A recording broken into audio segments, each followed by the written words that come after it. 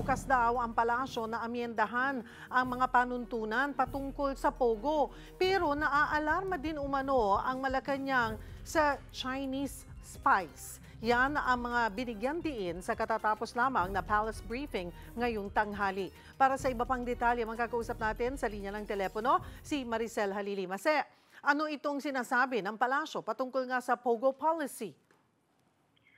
Cheryl, yan yung tugon ni Palace Officer Undersecretary Claire Castro doon sa naging pahayag ni Senadora Risa Ontiveros na nakakaalarma yung naging sitwasyon natin ng Pogo dito sa Pilipinas kahit after na ipag-utos na iban na ito sa ating bansa. Kasi ang sinasabi nga ni Senadora Risa, parang mataas pa rin yung bilang ng Pogo dito. Pero ang sinasabi siya ni Yusek Castro, bukas naman sila na pag-aralan yung mga polisiya ng Pogo at kung kailangan na baguhin yung ilang mga polisiya to ensure na mas magiging maayos yung sitwasyon sa Pilipinas, gagawin din nila. Kaakibat niyan yung pagiging bukas nila dun sa posibilidad na amyendahan yung SIM card registration. Kasi ang napansin ngayon ng ilang mga people in authority natin, simula raw nung magkaroon ng Pogo ban, parang nagkaroon din ng pagtaas yung bilang ng mga tech scammers.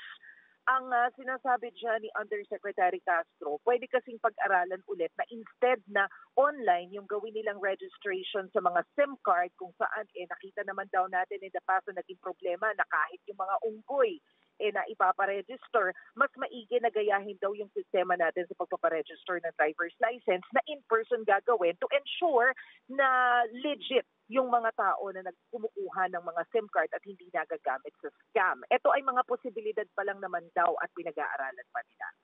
Kasabay nito, Mase, napag-usapan din daw yung tungkol sa impeachment ni Vice President Sara Duterte? Cheryl, ang naungkat kanina, yung naging sa pahayag ni Vice President Sara Duterte dito sa ginawang indignation rally sa Cebu. Doon kasi sinabi ni VP Sara na okay lang na magalit yung taong bayan sa gobyerno dahil bahagi naman ito ng pag-express nila ng mga saloobin nila.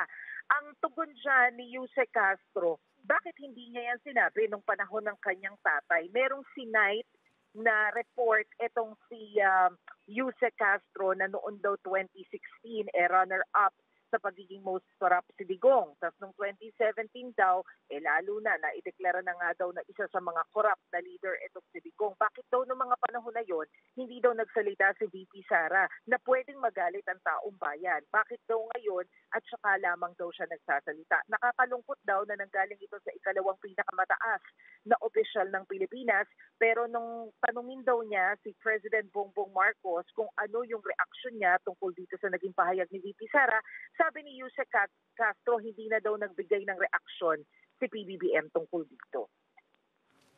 Maraming salamat for the update, Mase.